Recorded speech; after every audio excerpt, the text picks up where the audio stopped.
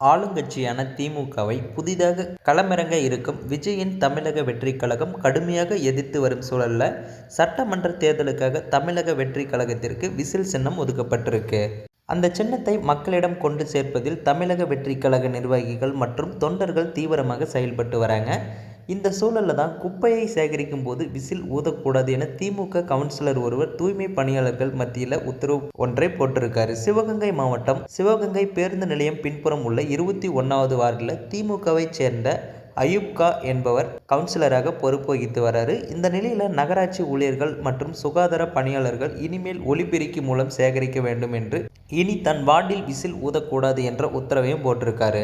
இது தொடர்பான வீடியோவில் திமுக கவுன்சிலர் அயூப் கான் நகராட்சி ஊழியர்கள் முன்னிலையில் பேசியதாவது: அதிகாலையில் சூரியன் உதித்த உடனே பொதுமக்களிடம் இருந்து குப்பைகளை சேகரிப்பதற்காக நம்முடைய சுகாதார பணியாளர்கள் ஒவ்வொரு வீடாக வருகிறார்கள். அவர்கள் வரும்போது அவர்கள் கொண்டு வருகிற அந்த விசில் சத்தம் இனிமேல் இந்த வார்டில் வேண்டாம். அதற்கு பதிலாக குப்பைகளை சேகரிப்பதற்கு உண்டான பாடல்கள் அடங்கிய ஒரு ஒலிப்பானை நாம் கொடுத்திருக்கிறோம். இனிமேல் நம்ம வார்டில் இந்த சத்தம் தான் கேட்கணும். அந்த விசில் சத்தம் இனிமேல் கேட்கக்கூடாது என்று அறிவுறுத்தியிருக்கிறோம் என்று கூறி தூய்மை பணியாளர் ஒருவர் தனது கழுத்தில் போட்டிருந்த விசிலை வாங்கி கொண்டு ஒலிப்பான் ஒன்றை கொடுத்திருக்காரு. இது தொடர்பான வீடியோ தற்போது சமூக வலைதளங்களில் வெளியாகி பரபரப்பை ஏற்படுத்தியிருக்கு. ஸோ இந்த தகவலை பற்றி நீங்கள் என்ன நினைக்கிறீங்கன்றதை மறக்காமல் கமெண்ட்டில் சொல்லுங்கள். மேலும் இது போன்ற வீடியோக்களை உடனுக்குடன் காண மறக்காமல் நமது சேனலை சப்ஸ்கிரைப் பண்ணுங்கள்.